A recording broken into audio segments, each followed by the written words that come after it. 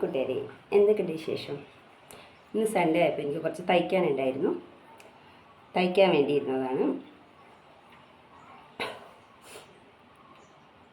Machine കേടായിരുന്നു. അപ്പോൾ ഇന്ന് അതെല്ലാം കൂടി എടുത്ത് വെക്കൊന്ന് നന്നാക്കി വൃത്തിയാക്കിയതിന് ശേഷം നൂലൊക്കെ ഇട്ട് നോക്കുമ്പോൾ ശരിക്കും അടിക്കാൻ പറ്റുന്നുണ്ട്. എന്നാലും ഓയിലിൻ്റെ ഒരു കുറവുണ്ട്. ഓയിലില്ല, ഇനി ഓയിൽ വാങ്ങിക്കൊണ്ടുവന്നിട്ട് വേണം. കുറേ കാലമായി തയ്ച്ചിട്ട്. അപ്പോൾ ഒരുപാട് നൈറ്റിയും പിന്നെ അതുപോലെ ടോപ്പുകളൊക്കെ തയ്ക്കാൻ കിടക്കുന്നുണ്ട്. നമ്മൾ കടയിൽ കൊണ്ടുപോയി തയ്ക്കുകയാണെങ്കിൽ ഇപ്പം നല്ല റേറ്റ് കൊടുക്കണ്ടേ. അപ്പോൾ എൻ്റെ ഡ്രസ്സൊക്കെ ഞാൻ വീട്ടിൽ നിന്ന് തന്നെയാണ് തയ്ക്കാറ്. ഞാൻ പുറമെ അധികം കൊടുത്തിട്ടില്ല. പിന്നെ അത്യാവശ്യം നല്ല ഡ്രസ്സൊക്കെ മാത്രമേ പുറത്ത് കൊടുത്തിട്ടുള്ളൂ. പിന്നെ ചെറുതൊക്കെ ഞാൻ തന്നെ തയ്ക്കും. പിന്നെ എന്തൊക്കെയുണ്ട് വിശേഷങ്ങൾ? എല്ലാവരും ഫുഡൊക്കെ കഴിച്ചോ? ഇതാണ് എൻ്റെ മെഷീൻ കേട്ടോ. ഇതൊരുപാട് കാലം മുമ്പേ ഞാൻ വാങ്ങിയതാണ്. പക്ഷേ ഇതിൽ ആരും അങ്ങനെ തയ്ക്കാറൊന്നുമില്ല. ഞാൻ മാത്രമേ തയ്ക്കുള്ളൂ. പിന്നെ മോനും ചെറുതായിട്ട് തയ്ക്കും. അപ്പോൾ എൻ്റെ മോളുടെ കല്യാണമൊക്കെ ആയപ്പോൾ മെഷീനൊക്കെ പൊടി പിടിച്ചങ്ങ് എത്തിയിരുന്നു. അതുകൊണ്ടോ അതൊക്കെ നാശമായി പോയിക്കുന്നു. എന്നാലും അവനാൻ്റെ അത്യാവശ്യ സാധനങ്ങളൊക്കെ തയ്ച്ചെടുക്കാൻ പറ്റുന്ന ഒരു കുട്ടിക്കുറുമ്പനാണ് എൻ്റെ മെഷീൻ. പിന്നെ ഒരു കാര്യം കൂടി, ഞാൻ തയ്യൽ പഠിക്കാൻ പോയിട്ടൊന്നുമില്ല. അങ്ങനെ ഒരു പ്രാവശ്യം എങ്ങാനും പോയി പക്ഷെ അത് പഠിക്കാനൊന്നും പറ്റിയിട്ടില്ല. മെഷീൻ ചവിട്ടാൻ മാത്രം പഠിച്ചിട്ട് പോന്നു.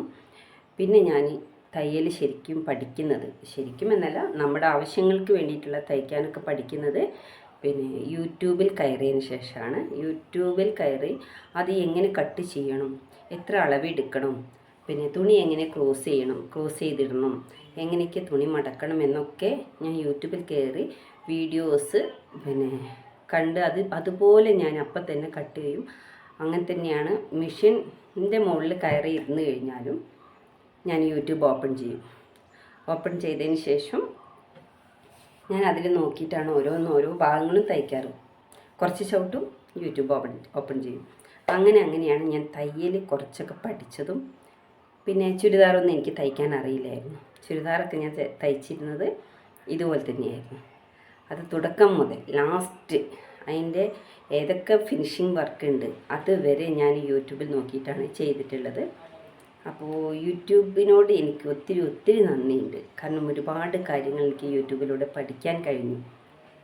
അതിന് ഒത്തിരി സന്തോഷമുള്ള കാര്യമാണ്. അപ്പോൾ ഞാൻ വേറെ ഒരു വീഡിയോയുമായി പിന്നീട് വരാം. മെഷീന് വേറൊരു സൗണ്ടാണ് കേട്ടോ. കാരണം ഓയിലിടാത്തത് കൊണ്ടാണ്. കുറേ ദിവസമായില്ലേ വർക്ക് ചെയ്യിച്ചിട്ട്. അപ്പോൾ ഒരുപാട് സൗണ്ടിന് മാറ്റമുണ്ട്. ഒരുപാട് വ്യത്യസ്തമായൊരു ഇടയ്ക്ക് നൂല് കട്ട വെച്ചിട്ടുണ്ട്. കുറച്ച് തയ്ച്ച് കഴിഞ്ഞപ്പോൾ എല്ലാം ഓക്കെയായി. ഇപ്പം ഞാൻ ഒരു ടോപ്പ് എനിക്ക് പ്രസൻ്റായി കിട്ടിയൊരു ടോപ്പാണേ. അത് കുറേ ആയി കിട്ടിയിട്ട് 3 മാസത്തോളമായി കയ്യിലിരിക്കുന്നു. ഇതുവരെ അതൊന്നും ഇടാനുള്ള യോഗം എനിക്കുണ്ടായിട്ടില്ല. കുറച്ച് ലൂസാണ്. അപ്പോൾ ഞാനതൊന്ന് പിന്നെ ഷേപ്പ് ചെയ്തെടുക്കാമെന്ന് വിചാരിച്ചിട്ടാണ് ഇപ്പോൾ മെഷീനൊക്കെ ഒന്ന് തട്ടിക്കുടഞ്ഞ് വൃത്തിയാക്കിയിട്ട്. അപ്പോൾ നോക്കുമ്പോൾ ഇടയ്ക്കിടയ്ക്ക് നൂല് പൊട്ടിപ്പോകുന്നു. പിന്നെ അതിൻ്റെ പ്രശ്നം പരിഹരിച്ച് പിന്നെ ഈ സൂചി ഇപ്പോഴൊക്കെ സ്പീഡ് മെഷീനാണല്ലോ. പിന്നെ ഇടയ്ക്ക് മോൻ വന്നിട്ട് കുറച്ച് ശരിയാക്കി തരും. അങ്ങനെയൊക്കെ കൂടി ഞാൻ ഇന്ന് എൻ്റെ ടോപ്പ്, ഒരു 4 നൈറ്റി, പിന്നെ ചുരിദാറുകൾ പിന്നെ ഷേപ്പൊക്കെ ഉണ്ടായിരുന്നു. അങ്ങനെ ഷേപ്പാക്കി. പിന്നെ അങ്ങനെ കുറച്ച് തയ്യൽ പരിപാടികളൊക്കെ കഴിച്ചു. പിന്നെ എൻ്റെ തയ്യൽക്കാരൻ ഇനിയിപ്പോൾ ഇപ്പോഴൊന്നും നമുക്ക് തയ്ക്കാൻ അവസരം കിട്ടിയെന്ന് വരില്ല.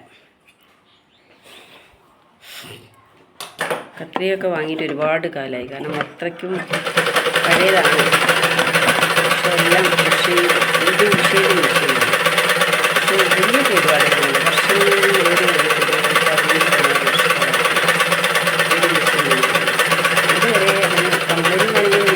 പക്ഷേ ഇപ്പോൾ ഇത് വർക്ക് ചെയ്യാതിരിക്കുന്നതിനെ കൊണ്ടാണ് ഇത് ചെറിയൊരു പ്രശ്നം. അപ്പോൾ നിങ്ങൾക്ക് ഏവർക്കും എൻ്റെ വീഡിയോ ഇഷ്ടപ്പെട്ടെങ്കിൽ എൻ്റെ ചാനൽ സപ്പോർട്ട് ചെയ്യണം, സബ് ചെയ്യുക.